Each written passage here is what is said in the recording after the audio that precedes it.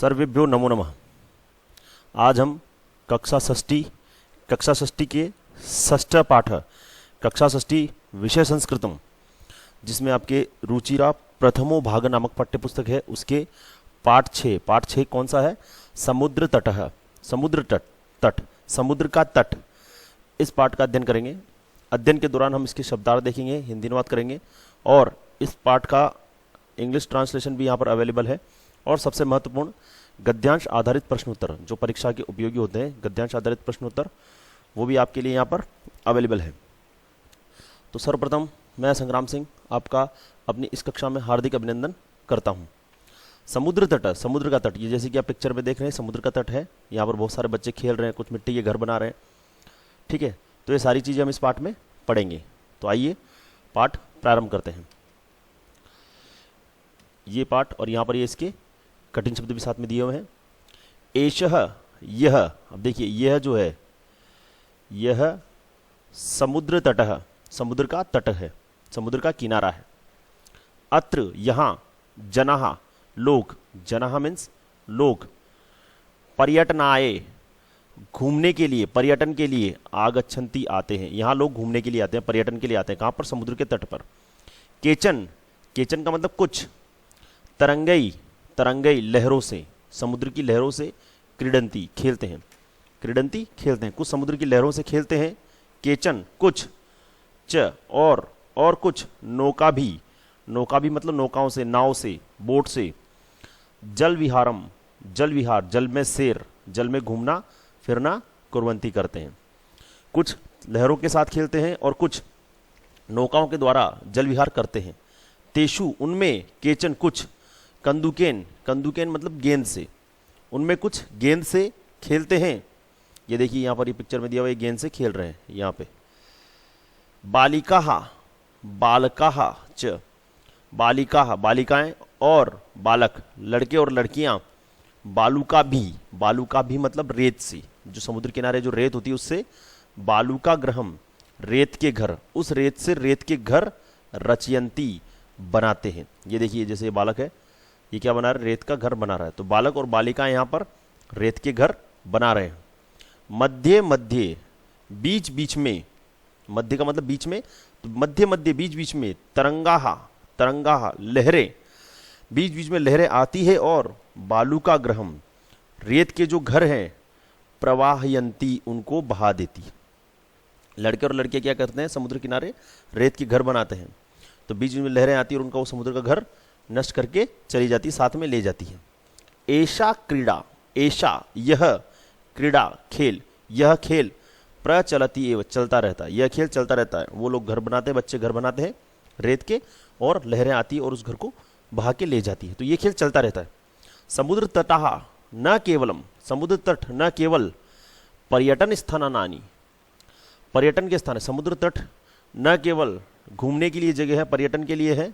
अत्र, यहाँ, मत्स्य जीवनः, मत्स्य जीवनः, मछुआरे। अपि, यहाँ मछुआरे भी। स्वजीविकाम, अपना रोजगार। चालयंती, चलाते हैं।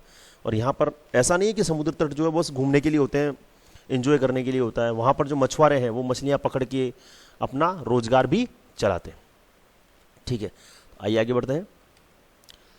ये यहाँ पर इसका हिंदी अनुवाद है, और जो इंग्लिश मीडियम से संबंधित है उनके लिए, अगर हिंदी और संस्कृत में उनको प्रॉब्लम है तो उनको पूरा अच्छे से इसका अनुवाद समझने के लिए इंग्लिश ट्रांसलेशन भी यहाँ पर अवेलेबल है। तो आप यहाँ से हिंदी अनुवाद और इंग्लिश ट्रांसलेशन देखकर इस पाठ को और अच्छे से समझ सकते हैं।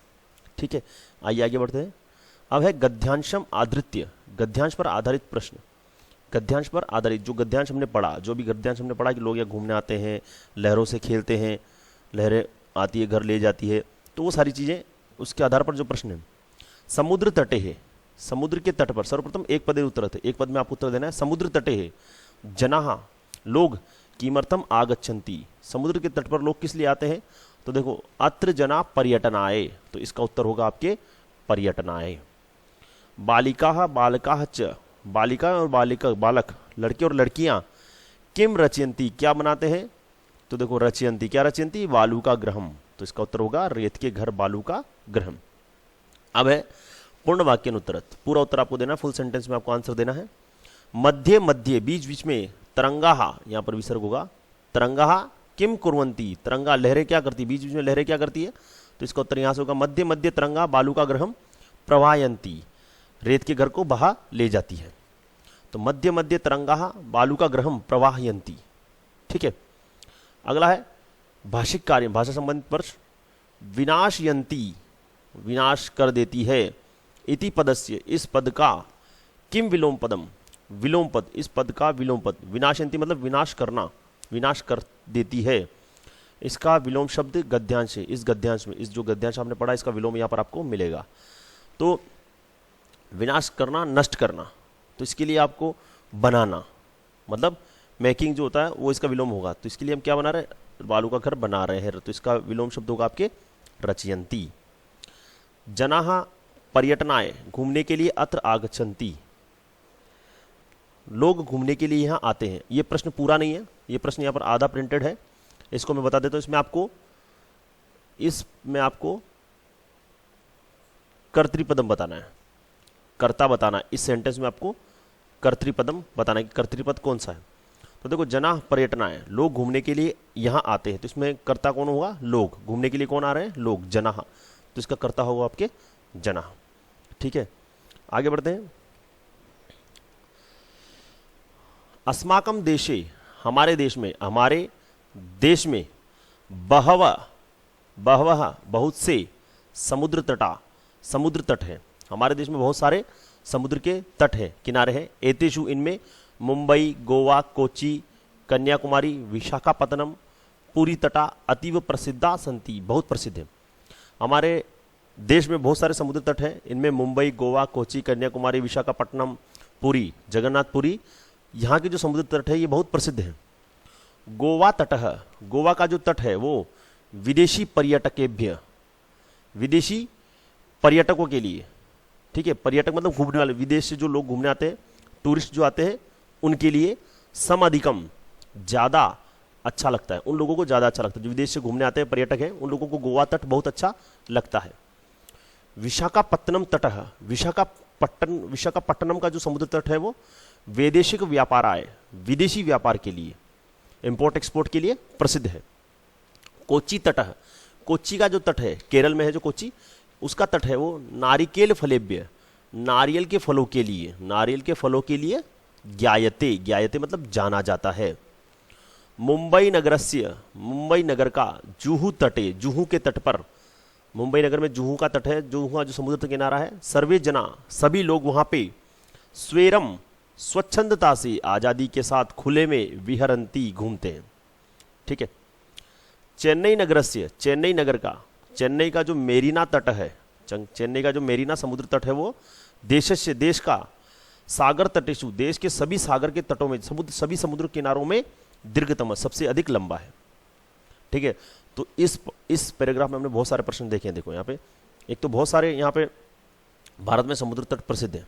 ठीक है, ठीक है। तो उसमें जो गोवा तट है वो टूरिस्ट के लिए, विशाखापट्टनम विदेशी व्यापार के लिए, इंपोर्ट एक्सपोर्ट के लिए, कोच्चि का जो तट है वो नारियल के लिए, मुंबई का घूमने के लिए स्वच्छंदता से, और जो चेन्नई का मेरीना तट है वो देश के सभी सागर के तटों में सबसे लंबा है।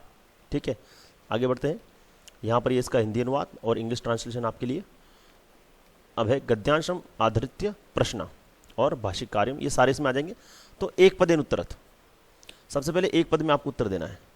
वैदेशिक व्यापाराय, विदेशी व्यापार के लिए क तटः प्रसिद्ध, कौन सा तट प्रसिद्ध है? तो वैदेशिक व्यापार के लिए आपके लिए विशाखापट्टनम तट प्रसिद्ध है। तो ये इसका उत्तर हो जाएगा। देशस्य दीर्घतम, देश का सबसे बड़ा तट कौन सा है? तट का कौन सा तट है? मेरीना तट जो चेन्नई का है, तो मेरीना तट। जुहू तटे, अब ये पूरा उत्तर देना है, यहाँ पे फुल सेंटेंस में आंसर देना, पूर्ण वाक्य। जुहू तटे, जुहू के किनारे, जनाः किम कुर्वन्ति, लोग क्या करते हैं? तो जुहू के तट पर सर्वे जना स्वेरम विहरन्ति, स्वच्छंदता के साथ घूमते हैं, आज़ादी के साथ घूमते हैं। जुहू तटे जनाः स्वेरम विहरन्ति। अब है भाषिक कार्यम।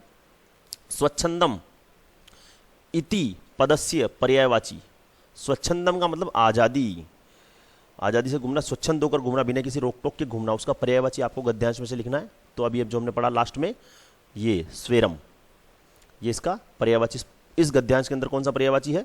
स्वेरम। तो ये देखना, इसमें इंपॉर्टेंट ये है कि आपको सारे उत्तर गद्यांश में से ही देने, ठीक है। मेरिना तटः दीर्घतमः अत्र विशेषण पदम, विशेषण पदम मतलब विशेषता बताने वाला शब्द, कि जो मेरिना तट है वो क्या है, सबसे लंबा है, तो विशेषता बताने वाला शब्द कौन सा है, दीर्घतम, की सबसे लंबा है, ठीक है। आगे बढ़ते हैं, अंतिम पैराग्राफ है ये, भारतस्य त्रिसु तिसृसु दिशासु, भारत की 3 दिशाओं में, जो 4 दिशाएं होती हैं उनमें 3 दिशाओं में समुद्र तटाहा, समुद्र तट है, भारत की 3 दिशाओं में समुद्र तट है। अस्मात् एव, अस्मात् एव कारणात्, इसी कारण से ही भारत देश को प्रायद्वीपः इति कथ्यते, इसीलिए भारत देश प्रायद्वीप कहलाता है। देखो एक तो द्वीप, द्वीप क्या होता है, द्वीप होता है जो चारों दिशाओं से समुद्र से घिरा हुआ होता है, ठीक है। द्वीप महाद्वीप जो होते हैं, जो द्वीप जो होते हैं चारों तरफ से समुद्र से, जिसको आप आइलैंड बोलते हैं, चारों तरफ से पानी से घिरे हुए होते हैं। परंतु प्रायद्वीप, प्रायद्वीप मतलब जो 3 दिशाओं से समुद्र से घिरा हो, ठीक है। जो भारत है जो 3 दिशाओं से समुद्र से घिरा हुआ है, ठीक है। पूर्व, उत्तर और दक्षिण, सॉरी पूर्व, पश्चिम और दक्षिण। उत्तर में तो हिमालय, इस साइड समुद्र नहीं है, ठीक है। तो सबसे पहले पूर्व दिशायाम, पूर्व दिशा में बंगोपसागर, पूर्व दिशा में क्या है, बंगोपसागर, बंगाल की खाड़ी। पूर्व दिशा जो है भारत की, जो पूर्व दिशा उसमें क्या है, बंगोपसागर, बंगाल की खाड़ी है। दक्षिण दिशायाम, दक्षिण दिशा में हिंद महासागर, दक्षिण दिशा में कौन सा सागर है, हिंद महासागर। पश्चिम दिशायाम और पश्चिम दिशा में अरब सागर अस्ति, अरब सागर है। देखो पूर्व में क्या है, बंगाल की खाड़ी, दक्षिण में क्या है, हिंद महासागर, और पश्चिम में क्या है, अरब सागर, ठीक है। अब है एतेषाम त्रयाणाम अपि, एतेषाम इन त्रयाणाम तीनों, अपि सागर नाम, ये जो 3 सागर आपने देखे कौन कौन से, बंगाल की खाड़ी, हिंद महासागर और अरब सागर, इन तीनों का जहाँ संगम, संगम का मतलब होता है मिलन, जहाँ ये तीनों आकर मिलते हैं, कहाँ मिलते हैं, कन्याकुमारी तटे, कन्याकुमारी के तट पर भवती होता है।